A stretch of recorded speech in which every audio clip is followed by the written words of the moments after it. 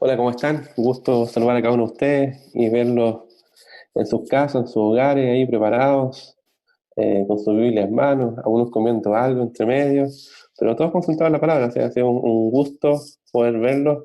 Y ha sido bien lindo. Ya llevamos ya varias semanas eh, estudiando la Biblia, orando en las noches incluso. Ha sido lindo ver que cada día, de lunes a sábado, oramos de 9:30 a 10:30. Hemos estudiado un texto de Filipenses, ha sido realmente hermoso, bonito. Y vamos a seguir con el texto de Filipenses porque estamos estudiando esa carta de Pablo en nuestra iglesia. Y la serie se llama Nuestra vida es Cristo. La porción de la escritura que vamos a estudiar hoy día es Filipenses 2, del 1 al 11, pero haciendo especial énfasis en los primeros cuatro versículos, o sea, del 1 al 4. Y antes de comenzar, quería recordar que, qué es lo que es el Evangelio. Mucho se habla acerca del Evangelio, que es la buena noticia. De hecho, el significado de la palabra Evangelio efectivamente es buena noticia. Ustedes quizás si estuvieron en clase de escuela dominical, o si estuvieron en catequesis, o estuvieron en clases de religión, le dijeron que Evangelio significaba buena noticia. Y efectivamente, el Evangelio es la buena noticia de Dios. En un contexto de crisis, aún en un mundo colapsado, aún en un ambiente de tensión, de ansiedad, de desesperación, Dios sigue anunciando su buena noticia. Ustedes pueden ver que hay muchas noticias dando vuelta, pero hay una gran noticia, y esa noticia es la noticia de Dios. Esa noticia sigue siendo importante, sigue siendo impactante incluso, en cualquier situación, en cualquier condición y en cualquier escenario en que nos podamos encontrar. Entonces decimos que el Evangelio es la buena noticia, pero ojo, quiero enfatizar algo, no es una noticia más entre muchas otras, no es una voz de esperanza más entre muchas que ya hay, sino que es la única gran noticia que podemos conocer. Tampoco es buena de bondad relativa, no depende de la circunstancia, ni depende tampoco de nuestro estado de ánimo o de la escala de valores que tengamos, sino que es buena de manera superlativa, es superior a nuestros deseos y expectativas. Entonces, cuando hablamos de buena noticia, la buena noticia del Evangelio, estamos diciendo que el Evangelio no es solo una noticia más entre muchas, ni es de bondad relativa. El Evangelio es la única, suprema y superlativamente buena noticia que podemos conocer. ¿Por qué? Porque responde al único, verdadero y profundo problema que podemos tener, nuestro pecado y rebeldía frente al Señor. Quiero ayudar en esta reflexión a través de una ilustración de una carta que nos llega a nuestro domicilio. Hace un tiempo atrás solían llegar cartas o llegar publicidad de casas comerciales o bien de tiendas o de productos y llegaban a nuestro domicilio. Ahora todo es más por correo, pero imaginemos que vamos al buzón o bien preguntamos si vive un edificio al conserje si hay cartas para nosotros y nos entregan un montón de cartas. Y hay una carta que dice notificación judicial. Notificación judicial de embargo. Y sale afuera el título de la carta. Y uno dice, wow, esta carta parece que es importante. Pero uno podría hacer lo siguiente. Da lo mismo esta carta, la dejo a un lado. Y tomo las otras cartas que me llegan. La de publicidad, la de tienda comercial, la de una promoción. Intento vivir como si fuera todo normal. Entonces, eh, cuando viene una carta, llega una noticia, hay noticias que nosotros debemos recibirla y debemos leerla y debemos hacer algo al respecto. Entonces, cuando hablamos de una carta importante, una noticia importante, estamos hablando del Evangelio, que no es solo una verdad para recibirla y dejarla guardada en el escritorio de nuestro corazón, porque la noticia, aun cuando la dejemos de lado, sigue vigente. Entonces es como si recibieras una carta y dentro de ella dice que en pocos días más tus bienes serán embargados. Esta no es una carta más entre muchas, es una carta que debemos leer, que debemos creer, debemos responder al respecto y debemos tomar alguna medida acerca de la situación. En esa misma carta también aparece quizás el monto que debes. Bueno, les digo algo, nosotros tenemos una deuda y es una deuda impagable por causa de nuestra naturaleza pecaminosa y cada uno de los pecados que hemos cometido a lo largo de esta vida. A veces intentamos vivir la vida de manera normal, pero ¿saben qué? La deuda sigue ahí. Quizás pensamos que nunca nos van a embargar, pero la deuda sigue ahí. Quizás aún no llegan a notificarnos, pero la deuda sigue ahí. O quizás tratamos de vivir días con aparente tranquilidad, como si nada pasara, pero tarde o temprano la notificación va a llegar. Y cuando llega, no podemos hacer nada, sino seguir las indicaciones de esta carta. Nuestra deuda se llama pecado. Nuestra condena es la muerte eterna y una eternidad sin Dios. Un Dios justo, que no puede permitir dejar sin pena por cada uno de los actos y sentimientos pecaminosos que hemos tenido en esta vida. Pero Dios al mismo tiempo es misericordioso, que le ha entregado a su Hijo para que Él mismo pague por nuestros pecados. El castigo que nosotros merecíamos, Él lo llevó sobre sus hombros. Y la única condición es creer en su buena noticia y responder a la notificación. Entonces, quizás vemos que las cartas de embargo siempre son con una mala noticia, pero nunca son con una buena noticia, que nunca te dicen, ¿sabes qué? Pues si usted no puede pagar, no se preocupe, nosotros perdonamos su deuda. Jamás dicen eso. ¿Pero saben qué? Cuando Dios nos muestra la buena noticia, nos dice primero la mala noticia, que estamos endeudados de una deuda impagable. Nosotros no podemos pagar la deuda de nuestro pecado. Pero a la vez, en la misma carta de sus evangelios nos dice, ¿sabes qué? Hay una forma de responder a la notificación judicial. Y esta forma es la siguiente. O sea, para poder quedar libres de la culpa del pecado, debemos hacer la siguiente declaración. 1. Reconozco todos mis pecados. 2. Me arrepiento por cada uno de ellos. 3. Pido perdón. Y 4. Te pido que perdones esta deuda. Y en quinto lugar, gracias por perdonarme y por pagar tú mismo la inmensa deuda que yo nunca podría haber pagado. No sé si me siguen esta ilustración. En esta ilustración vemos que hay una buena noticia. Pero esa buena noticia es porque responde a nuestro principal y terrible y temible problema, una relación sin el Señor. Entonces, en cuanto al Evangelio y nuestra vida separada de Dios, ¿podemos escuchar el Evangelio y dejarlo en el escritorio? No, no podemos hacer lo mismo, porque es la noticia más importante que podemos escuchar. Pero a veces pensamos que no es importante. A veces hacemos como si nada pasara. A veces hacemos como si pasara el tiempo, todo se va a arreglar.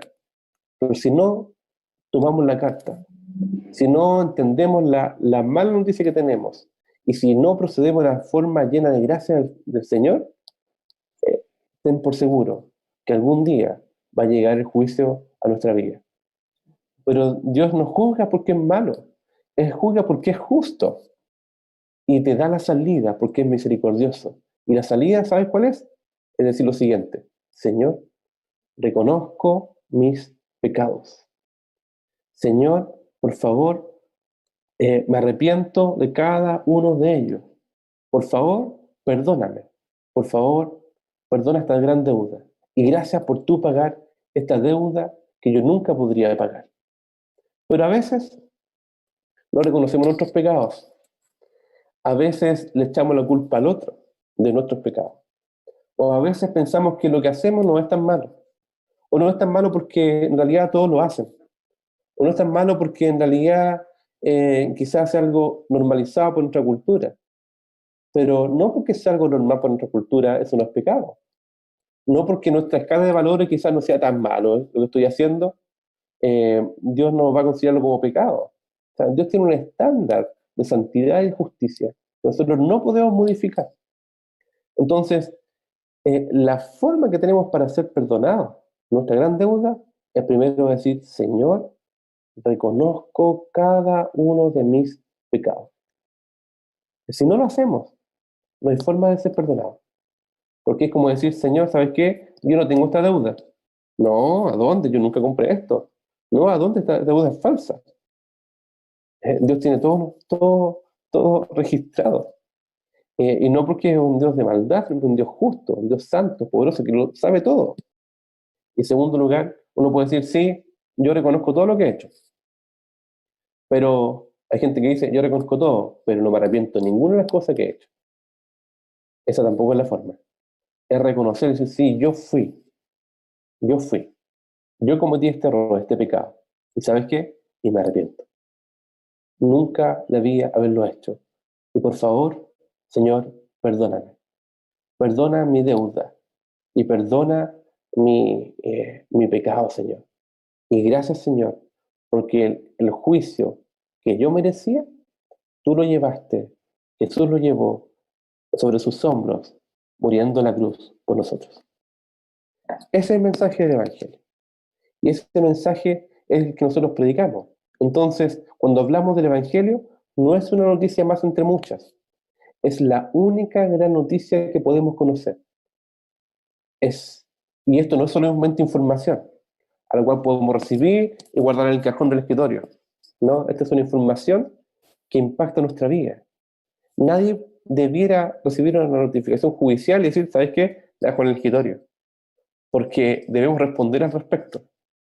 Porque esto debería impactar en lo que somos, en lo que sentimos, en lo que pensamos y en lo que hacemos. Y ahora volvemos al texto que estamos viendo. Estamos viendo Filipenses 2, del 1 al 4 principalmente. Entonces, vemos que quienes somos creyentes, quienes somos hijos de Dios, vivimos el Evangelio de la gracia. ¿Han escuchado esa frase?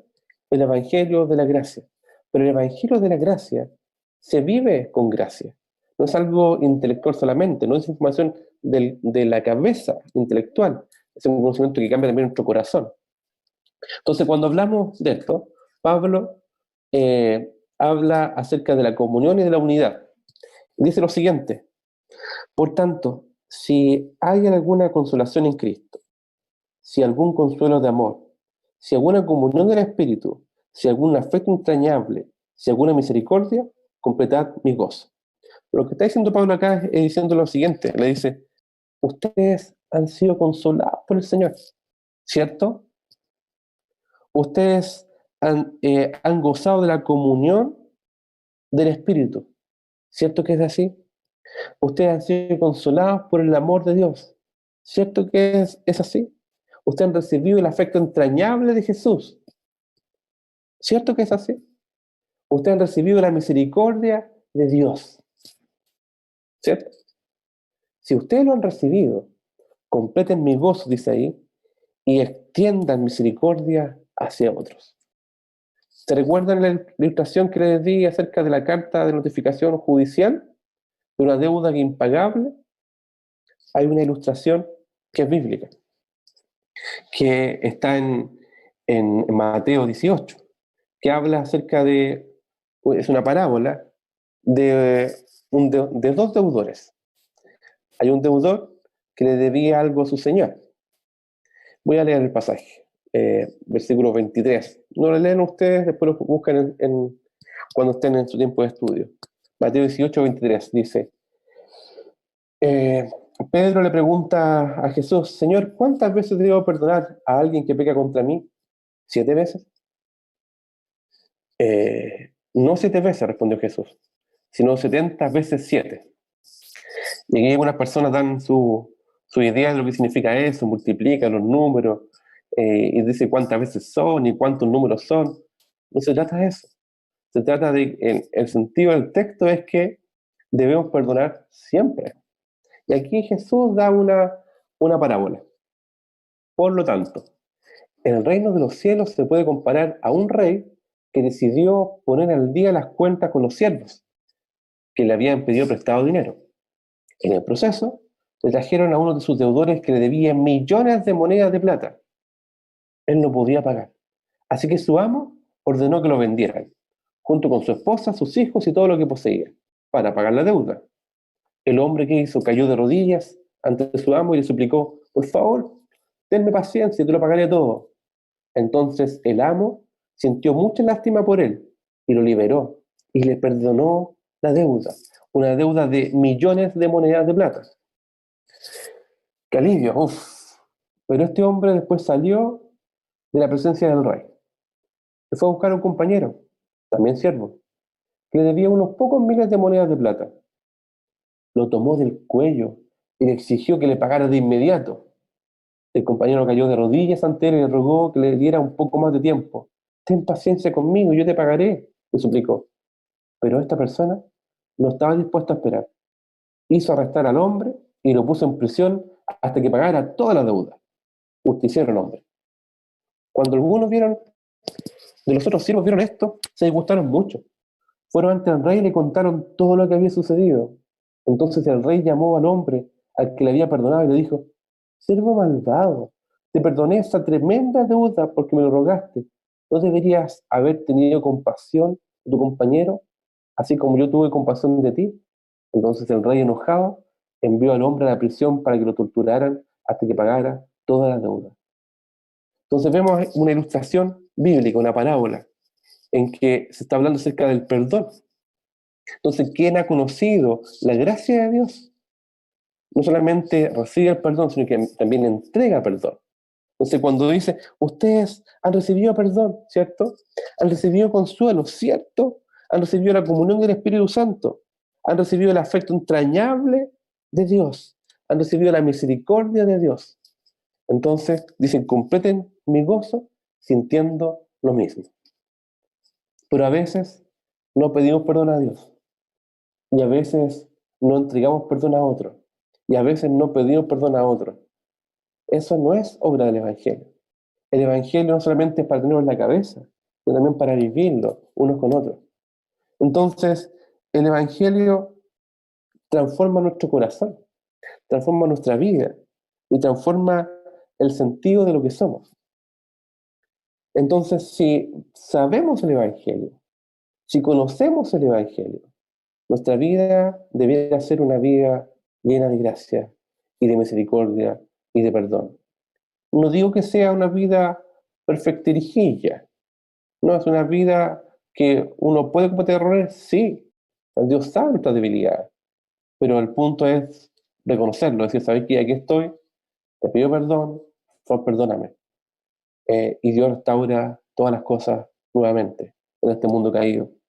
Entonces, vemos que el Evangelio es de gracia.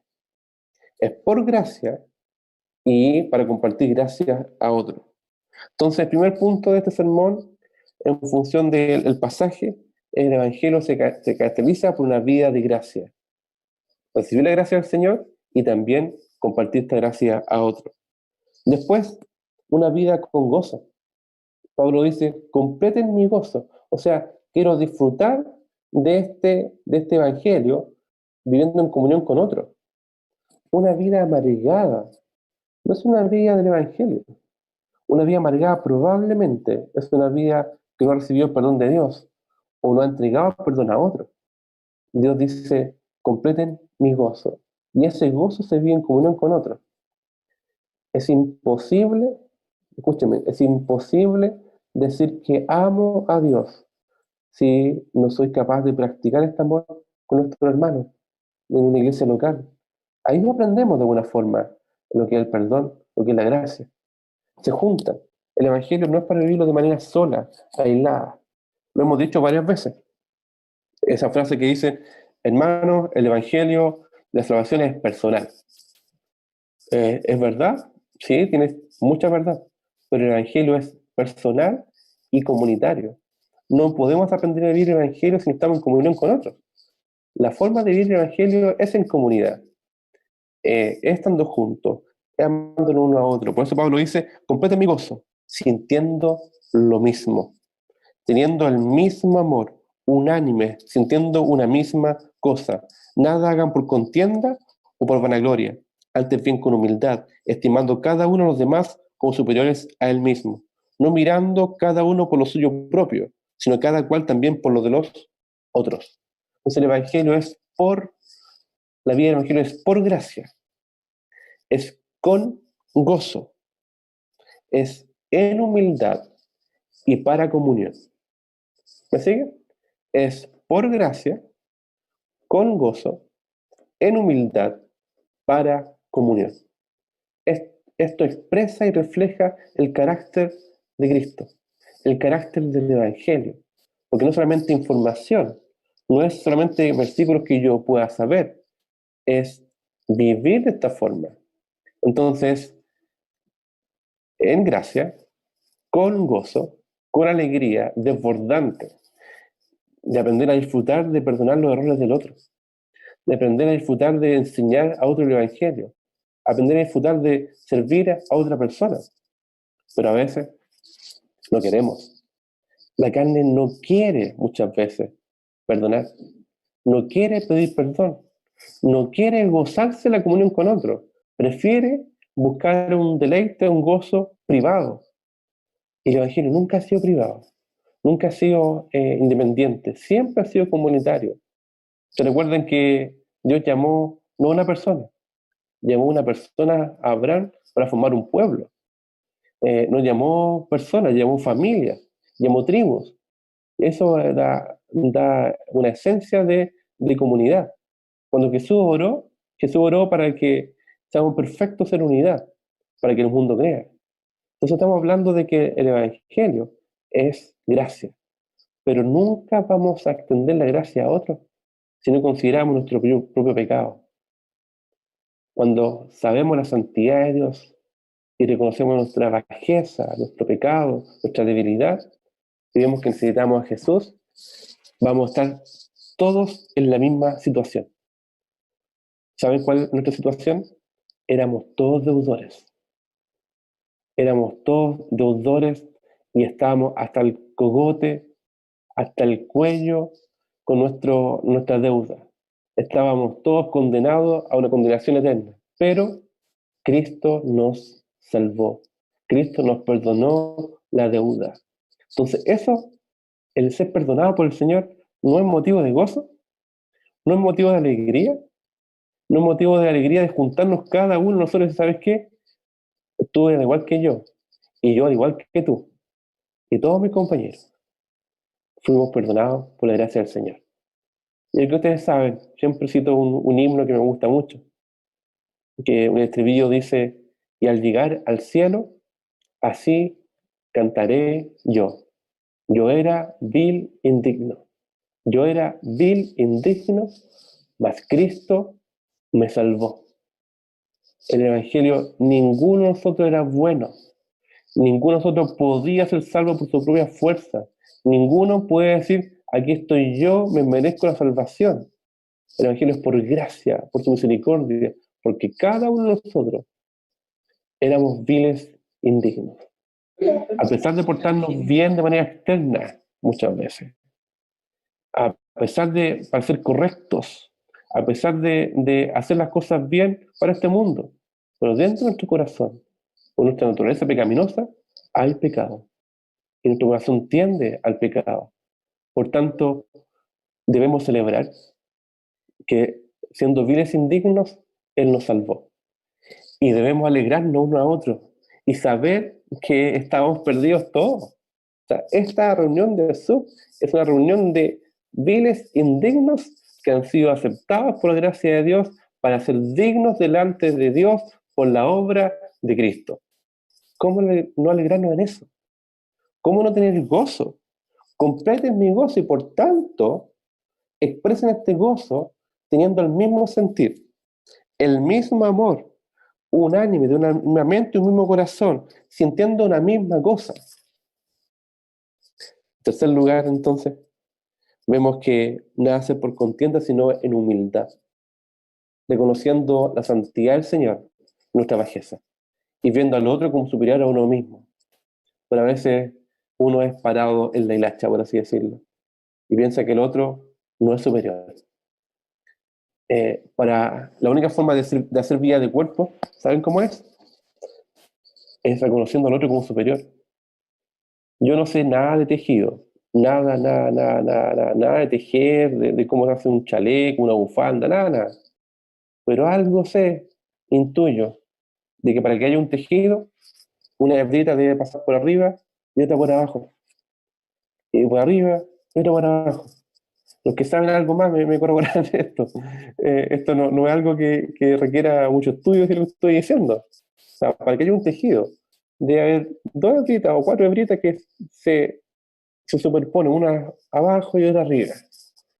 Pero si hay puras hebras paradas y hilachas, que ninguna quiere ceder o someterse mutuamente, ¿se podrá conseguir un tejido? Imposible. Por eso es que Dios nos manda que para hacer un cuerpo debemos estar sometidos a Cristo principalmente y considerar al otro como superior a nosotros mismos. En humildad, en sencillez, en servicio. Quiero contarles que, y no puedo dejar pasar la oportunidad, ustedes saben que a partir del encuentro con el Señor, nuestro hermano Carlos Biondini, conocido por ustedes como el Che Carlito. El Che Carlito nunca, pero nunca buscó la aprobación del hombre. Nunca buscó que lo aplaudieran por las cosas que hacía.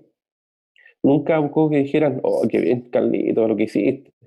Carlito decía, no, para el Señor, para el Señor es la gloria.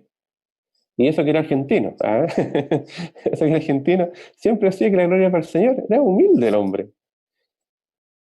¿Saben? Carlito, en la iglesia de Viña, siempre llegaba de los primeros, ¿saben a qué? A ordenar las sillas y a ordenar dejar el templo impecable para que el resto pudiera sentarse a escuchar la palabra y cantar al Señor.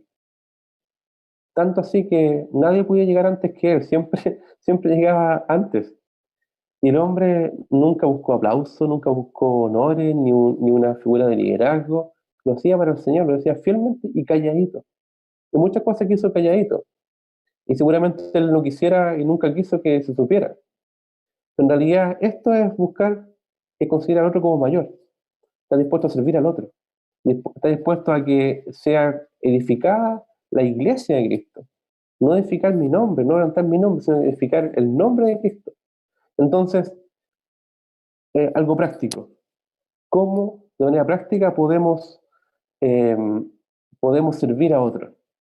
Podemos considerarlo como superior a nosotros mismos, buscando y disponiendo nuestros dones, talentos, recursos, de nuestras fortalezas incluso nuestras debilidades, a disposición del establecimiento de su iglesia, de su misión, de lo que Dios está haciendo en medio nuestro, en nuestra ciudad, de forma práctica, y preguntarse, Señor, ¿qué tengo para ofrecer? ¿Qué me ha entregado que puedo compartir con otros? ¿Cómo puedo servir a mi hermano? ¿Cómo puedo servir a alguien que está en necesidad? ¿Cómo puedo servir a alguien que no tiene los recursos económicos para comprar mercadería en este momento crítico? ¿Cómo lo hacemos? Compartamos, seamos proactivos, busquemos, oremos, veamos cómo compartir esto con otras personas, de manera práctica. Entonces, decíamos que el Evangelio es por gracia, el Evangelio es con gozo, es un deleite de saber que llegamos a la gloria del Señor, hemos sido recibidos por la gracia del Señor, éramos bien indignos, pero aquí estamos todos juntos. Él nos alcanzó. Alcanzamos salvación, como aquel himno, alcancé salvación por la gracia del Señor, viviendo en humildad para la comunión de la iglesia, y esto para la gloria de Dios. Entonces, si hay algo que pueda definir lo que es el Evangelio, es la gracia que recibimos. La salvación es por gracia, por la obra de Cristo, y también es por gracia que entregamos también a otros, a nuestro prójimo. ¿A quiénes? A nuestros hermanos, a los que no le conocen todavía, a nuestra ciudad, a quienes no conocen del Evangelio. El otro día vi una buena iniciativa. Si tú vives en un edificio, quizás poner en el edificio, en el ascensor, poner, si en este edificio viven adultos mayores, contácteme, soy del 604, si necesitan hacer las compras, yo voy y le compro las cosas para que usted no salga. O sea, es una buena iniciativa. Esa es una de las formas. Quizás una idea que no se nos había ocurrido. Quizás hay otras muchas formas más, pero seamos proactivos, veamos cómo lo hacemos, veamos cómo compartimos el Evangelio también a otros, cómo compartimos las buenas nuevas de manera práctica y también con testimonio y con palabras. Así que el Señor nos guíe a hacer una iglesia que se desprende por el otro. Una iglesia que comparte con otros llena de gracia, con una gracia generosa hacia el otro, que vive con gozo esto, que vive con alegría de compartir, de juntarnos, o sea, que podamos disfrutar esto. Entonces, sabes que nos juntamos y cuando podamos estar físicamente, ir con alegría a congregarnos una vez más. Y si no podemos físicamente ahora, buscar la forma de conectarnos, que es lo que estamos haciendo ahora, en humildad siempre, y buscando la comunión y edificación del cuerpo de Cristo para gloria de Dios. Nos quedan desafíos. El desafío es que nuestro corazón es duro. Nuestro corazón muchas veces ve la carta que nos llegó, la notificación, y prefiere olvidarla. Prefiere dejarla en el escritorio. Prefiere no pescarla, no tomarla en cuenta. Prefiere no reconocer que tenemos una deuda. Prefiere no reconocerlo. Lo que el Señor quiere es que la reconozcamos, que vayamos delante de Él, le pidamos perdón y seamos transformados en nuestro corazón. Que no tengamos vida egoísta, centrada en nosotros mismos, centrada en nuestro deleite, en nuestro propósito, en nuestros proyectitos. Que tengamos un proyecto, la gloria de Cristo. Un proyecto, la gloria de su nombre. Un proyecto, el establecimiento de su reino. Un sentir, que Cristo sea exaltado y sea amado. Y estemos unánimes en esto. Oremos. Lo invito a orar para que haya en nosotros este sentir que hubo también en Cristo Jesús, nuestro Señor. Los invito a orar. Señor, te doy gracias porque hemos sido recibidos y alcanzados por tu gracia. La gracia no es un concepto solamente, es algo que recibimos, es algo que transforma nuestras vidas, Señor. Gracias porque sabemos que por nuestros méritos, en nuestras obras, es imposible que seamos salvos. Y cada uno de nosotros de los que está acá éramos viles indignos, que fuimos salvados por la obra de Cristo. Y a través de Cristo somos dignos de presentarnos delante del Padre. Por eso celebramos juntos. Por eso celebramos juntos nuestra salvación. Y celebramos también de manera práctica, compartiendo el Evangelio a otros, viviendo en humildad junto a otros, buscando tu reino y tu gloria y siendo generosos en el perdón hacia otros. Te pido, Señor, por cada uno de nuestros errores, nuestras vanidades, nuestro egoísmo y nuestra amargura y a veces nuestra falta de perdón, Señor. Rompe eso, Señor. No queremos ser rebeldes delante de ti, Señor. Y queremos recibir tu gracia, alegrarnos en eso y compartirlo también a otros. Porque además, eso nos libera a nosotros mismos incluso. Nos hace más libres, más livianos de vivir esta vida. Te pedimos, Señor, que tú nos transformes, nos cambies y nos guíes cada día a tu cruz, para gloria tuya. En el nombre de Jesús. Amén.